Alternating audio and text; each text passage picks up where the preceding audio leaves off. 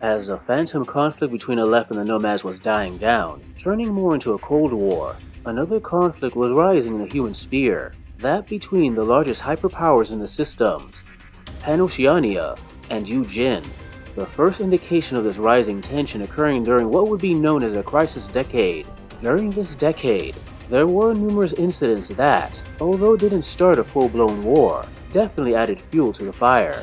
There was the Human Edge corporate crisis, where a newly discovered system, called the Human Edge system, was found to be rich in neomaterial-laden asteroids that were fought over by hypercorporations that were backed by their respective governments, the proxy corporations of Panoceania, Eugene, and a multitude of minor nations flooded in, eager to exploit the system, leading to hundreds of orbitals popping up there, along with quite a bit of claim jumping, piracy, and the hiring of a whole bunch of mercenaries. There was the Lunar Colony Revolts, which was the last gasp of the domed cities which had been bypassed and rendered obsolete by modern transportation technology. Revolts that I'm sure were used by each hyperpower for their own ends, and resulted in damage that only served to seal the colony's fate.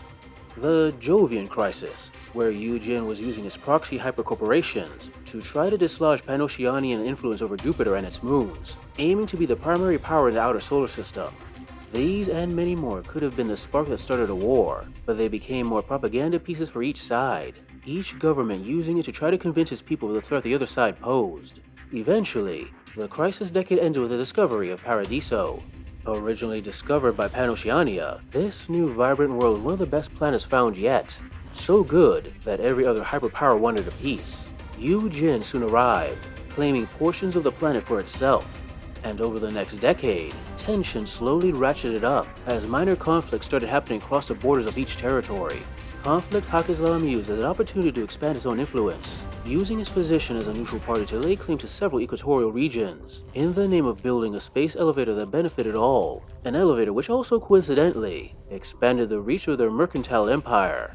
Although conflict was mainly focused on Paradiso, there were other conflicts in other parts of the human sphere, one of the most notable being the Helot Rebellion on the world of Aruna. The Helots were an alien race native to the world that had fairly peaceful relations with the Panoceanian government. However, a rather extreme faction of that race, calling themselves Libertos, tried to rebel, aiming to claim the world for their people, a rebellion that was quickly crushed by Panoceania, and after combing through their data, it was later discovered that this rebellion was secretly funded and supported by Eugene. A rapid intervention by O12 managed to avert immediate war, but it was only a temporary delay. Both hyperpowers were primed for full-blown conflict. They just needed a clear sign of aggression. That sign came with the destruction of the Panoceanian cargo ship Wink of the Rohini. Despite the Eugene government claiming innocence, Panoceania blamed the hyperpower State Empire Armada, considering it an act of war.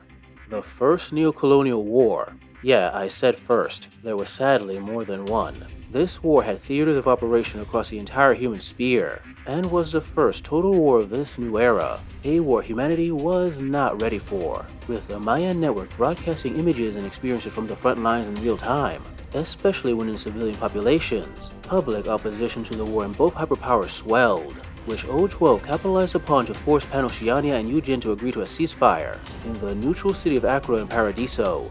A ceasefire that lasted for a total of 10 months, because Panoceania quickly discovered that Eugene was still supplying Libertos. As bad as that was, that probably could have been handled by O12 diplomatic teams, except for the fact that soon after, Libertos bombed the tidal bioresearch facility. Over 100 died, half of them Helots. Those responsible for the attack claimed those Helots that died were collaborators that deserved their fate.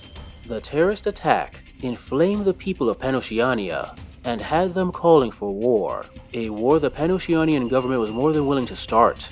So I'm sure that originally, Panoceania was rather sure of their victory. Before the first war ended due to public outcry, they were doing pretty well against Eugene. Eugene had, at the time, an old military paradigm of fielding massive quantities of barely trained infantry soldiers, a method of war that proved to be inadequate for the realities of modern warfare. After that war, their Minister of Defense at the time authorized an aggressive overhaul of the Eugene military, investing heavily in servo-powered armor, resulting in what was called the Invincibles, flexible, mobile, and well-protected troops that quickly overwhelmed Panoceanian troops in the field, That combined with Yujin's superior naval power proved too much for Pan-Oceania, and it looked like Yujin would wind up being the only major hyperpower in the human sphere.